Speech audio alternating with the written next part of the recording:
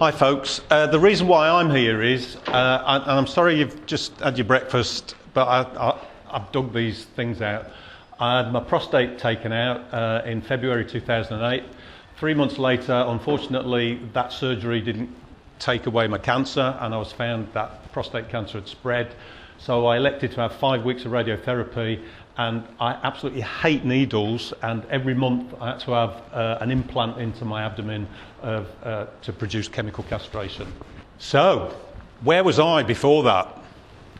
Well, there wasn't Grindr and all the other things available. It was mainly gaydar. So I was out there doing my stuff. Now I realise unconsciously, getting out there, picking up guys, having sex, having relationships, monogamous relationships, then splitting up and then going out and meeting other guys. So, how did all this affect me?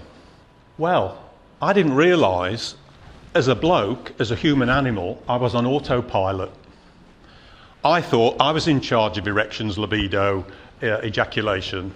I got to realise I wasn't. My body takes care of that.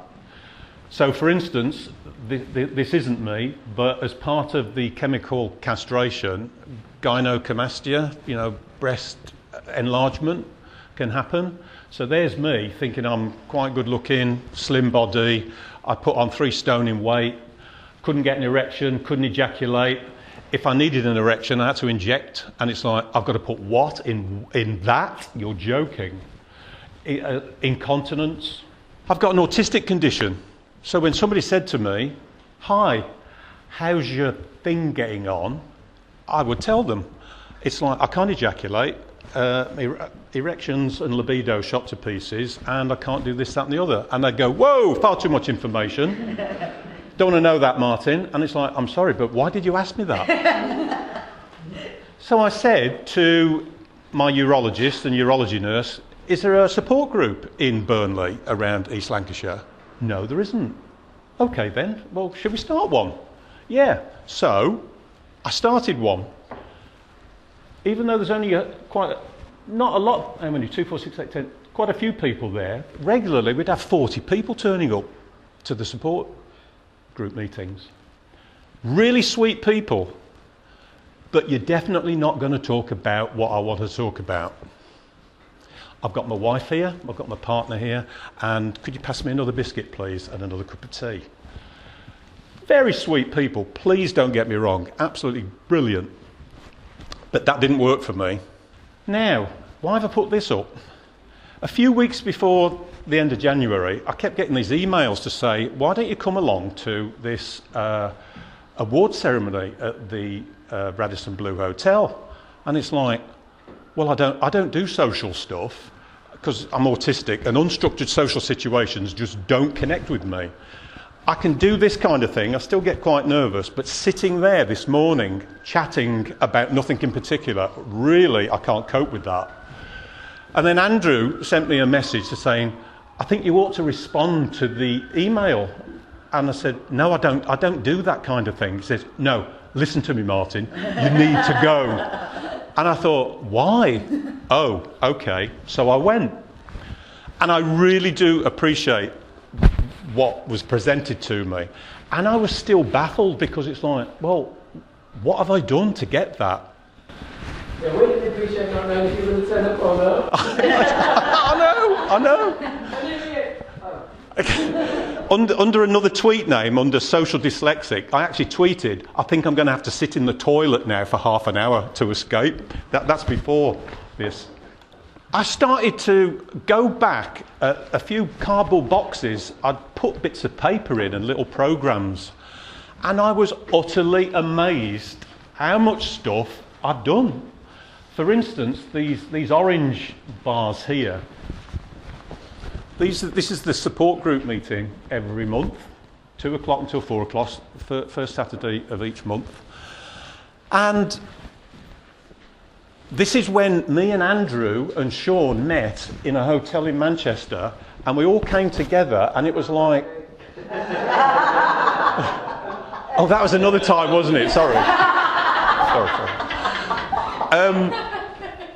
And it was like the 3 legs to a stool.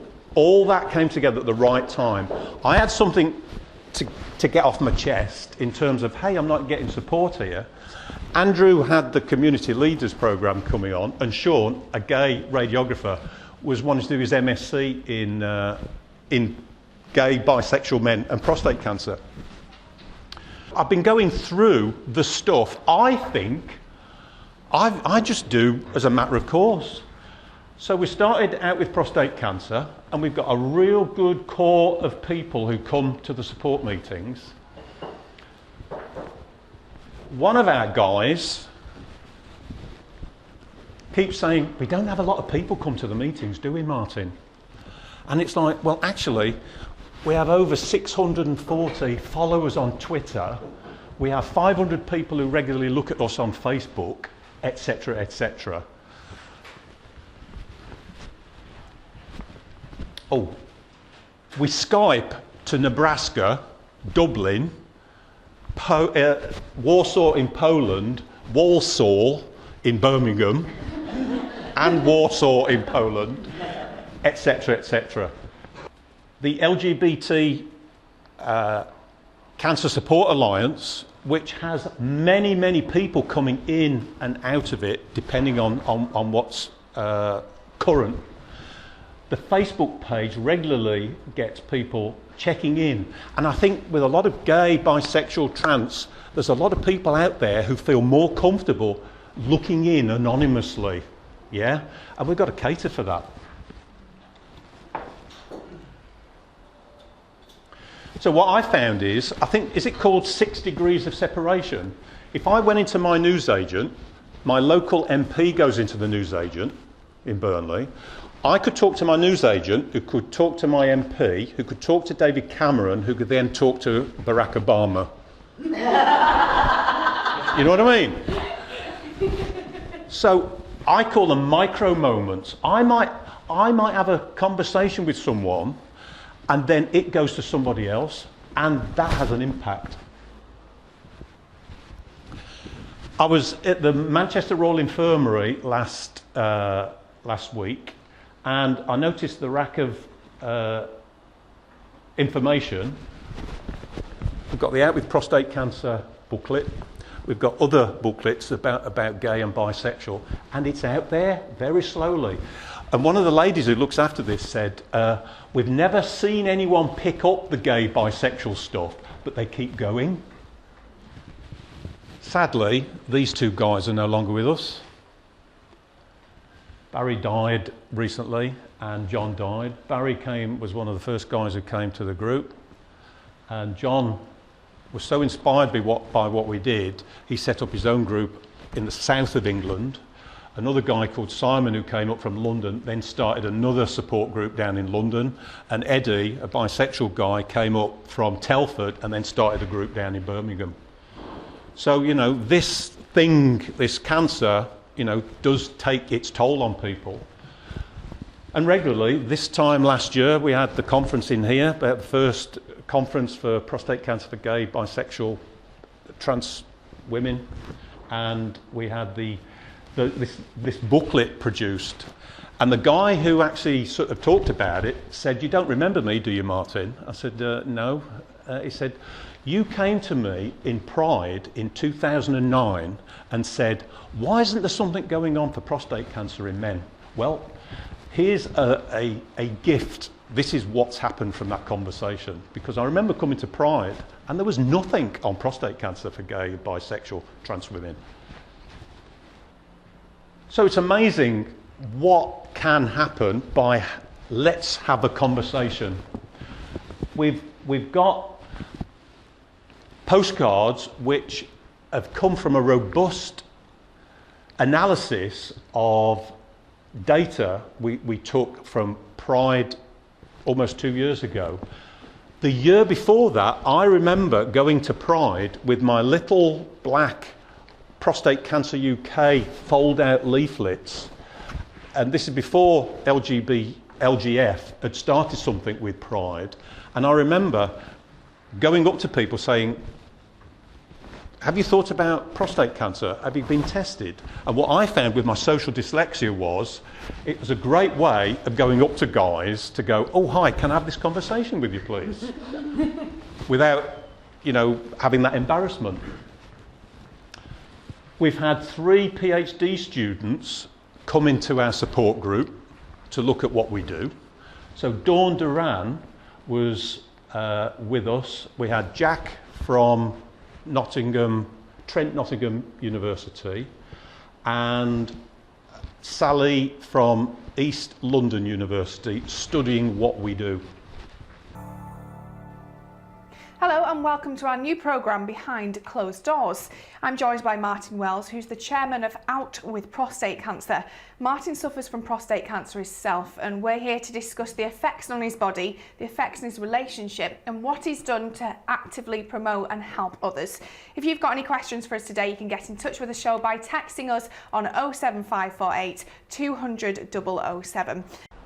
I forgot to point out the slide before. I got this text off a mate of mine who lives in Manchester. I live in Burnley, and he said, "Martin, you're on the telly." And it's like, oh my God.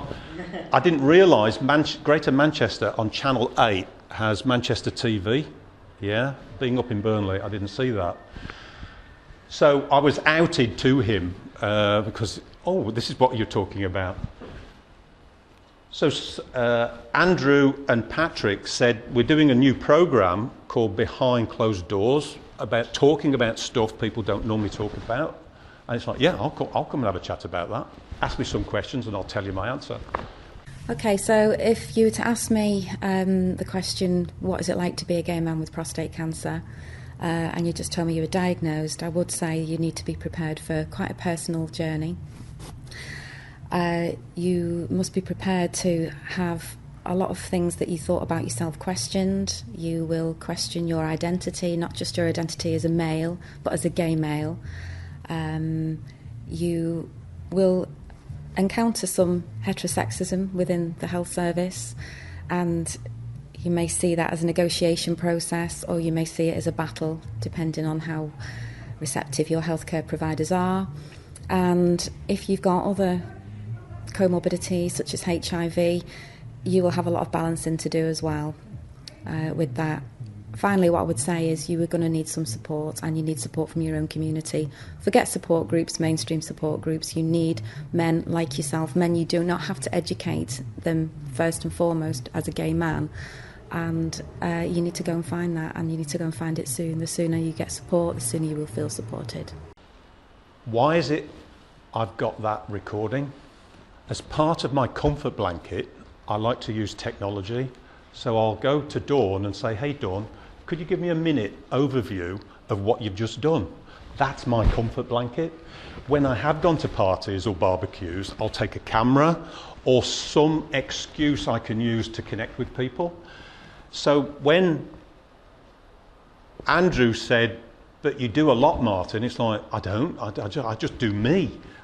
But by doing me, I capture things and I can then use those to touch other people. So I've been in the Lancashire Evening Telegraph. I've been in Prostate Cancer UK's 3-monthly journal. Jenny Ann inspires me because I'm not sure what, is it a little bear you have? Oh, may I? Yes, you can have a spot. You're brilliant. You're brilliant at, can I take a picture of us holding this? And I'm thinking, wow, that is a fantastic way of getting a photo done. So more and more now, I'm taking that personal risk of saying, thank you, can I take a selfie? Because this isn't about me, and I don't like, even though I'm 6'4", you can see me and I'm quite big, it's like, I don't want it to be about me. But I'm thinking, I'm missing a great opportunity here to take a photograph, to take an audio recording, to take a quick video and go, I'll post that on YouTube. I'll let other people have a look at that. And that's what I've been missing. And by Paul and Andrew pointing that out to me and inviting me to do this, suddenly it's like, oh wow, I do make an impact. I can make a difference. So very quickly, I was invited to go to the annual radiotherapy conference in Bristol. There were 200 people in the audience. I stood up and did my stuff. And this was the official writing up in the journal, which I've got here. Martin gave a candid talk, as funny as it was poignant, about the challenges of life after treatment for prostate cancer, serving as a stark reminder of the life-changing impact treatments can have on patients. Thank goodness these people study radiotherapy, because I probably wouldn't be stood here today, because I've had 5 weeks of radiotherapy. What they then said, unofficially, was, Martin, you were the most talked about person in the conference, because I talked about ejaculations, erection problems, libido problems, all the kind of things their patients don't talk to them about. And they said, why can't we have these types of conversations with people? Last year, I think Andrew got a request from an organisation, the European Parliament, to say, could you send somebody to talk about prostate cancer in the LGBT community? And it's like, oh, hi Martin, do you fancy going to Brussels? Yeah, okay. We've got no money for it, and we'll see if we can get a little bit of a grant. Yeah, hey, that's no problem, let's get it sorted. So I flew Ryanair, and Brussels Airport isn't in Brussels. You know, the typical Ryanair thing? Like London Sheffield, the London Airport in Sheffield. I sat on the round table and I said my stuff, and I didn't think anything of it. You know, I did it, I came back home. There was a guy there who, coincidentally, a few months before, was a speaker at TACKLE. It's called TACKLE. It's a prostate cancer support group to try and get PSA tests in all GP practices. And this guy stood up talking about prostate cancer, and he said, yes, the Elton John types really like the digital rectal examination. And I thought, I was in the audience and I was thinking, I don't like that. That's totally dismissing the impact that has on a gay man. And I thought, shall I stand up and tackle him on that? And there was my little radar said no, because I thought it was he would probably react more violently against my public pointing out of him saying that. I turned up at this meeting, and guess who was there? So I had a chat to him. He didn't like what I said. I didn't do it publicly. I just had a conversation over a cup of tea, cup of coffee. Anyway, when Andrew said, come and talk here, I thought I'd start investigating where I'd been over the last 2 or 3 years, and I found the journal. And in it, amongst all this stuff, there's a paragraph about gay, bisexual, transsexual individuals, and I'm thinking, that was me, I did that. But I didn't know. I got a phone call off this young lad, Cameron. He's a media student at Salford University. And he said, my dad's got prostate cancer, and I want to do a video about prostate cancer in gay men. And it's like, wow, how did you put that together, you know, as a straight student? Got a very, very good-looking mate, by the way. I wasn't going to put any of those pictures up. And I said to Cameron, I said, you to me look like the Louis Theroux type. He wasn't going to produce a documentary like, hello, here's a guy who's got prostate cancer. So we've encouraged him to do certain things. He's now started a crowdfunding exercise to get money together to produce something called All the Things You Didn't Know About Prostate Cancer and Don't Want to Know. Prostate Cancer UK are going to sponsor him as well. So by him having a conversation with us has started that ball rolling. So he was showing us part of the production, and it was Ed who was taking the photograph. This is the Sunday Forum on Gauge with me, Andrew Edwards. We're thinking about prostate cancer today. I'm joined by Martin Wells, who's a gay man living with prostate cancer and the chair of a support group out with prostate cancer. You've been living with this for 8 years. I guess you must have gone through various reactions, but what was your reaction when you first heard about what was going to have to happen to you? What I discovered was, I discovered what it's like to be a man, actually. I didn't realise how testosterone ruled my life. I thought I was in charge of me. testosterone was in charge of me. So when I was deprived of testosterone for 2 years, it's like, wow, I had this little pink tube I weed out of, and it didn't do anything else. Now, before that, I would have thought, oh my God, I'm going to die if I can't be a man. When I was the other side of it, I said to myself, if I don't get my head round this, my head will kill me before the prostate That came across cancer. in Richie's interview.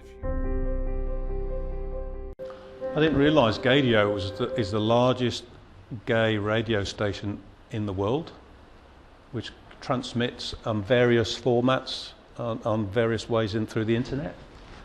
If I had to tell people about my experiences with accessing services for prostate cancer, I would say that the first problem, which didn't worry me, was actually being a female in an all-male clinic.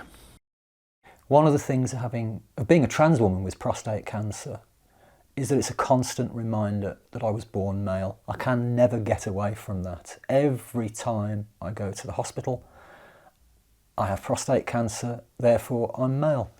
This is an opportunity, and producing a book like this will be the opportunity to communicate my journey to everybody out there, through the eyes and through Anthea and through Sally's story, but in layman terms that is easy to understand and easy to relate to, and with pictures that make it more real.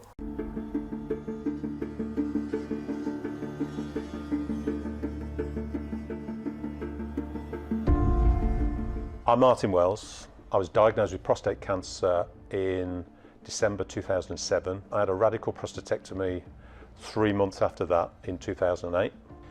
If I had to guess why it's difficult for people to talk about sex in Britain, and I can only talk about myself on this, but I can see parallels with other people.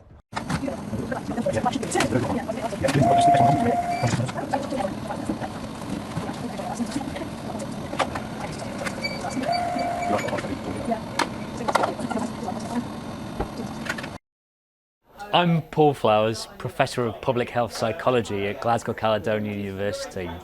I'm here today to take part in the Taking Pride in Our Health one-day conference, which is part of a month-wide event here at the Montfort University. What I was told when I first got diagnosed was my prostate would be removed, and a few months after that, radiotherapy and 2.5 years of hormone suppression therapy. After the operation, all my willy did was allowed me to go to the toilet and have a wee. It was almost like looking at a big toe. I got really worried about that because being a gay bloke, sex to me is and was quite important. Because if I met somebody and I wanted sex with them, I'd know they were interested in me because they'd have an erection. And the questions which came from that were, well, you're not interested. And it's like, no, I am interested, but nothing's going on. The signals weren't there. So those are some of the resources I've been in, and with my comfort blanket, can I interview you, Anthea? Can I produce a little video? Can we put that on YouTube? Can we do this? Can we do that? I'm reminded when I saw that, when I had my prostatectomy, my mom very quietly said to me, does this mean you're not gay anymore? By me having my prostate taken out, you know, so lads, that's where your gay bit is.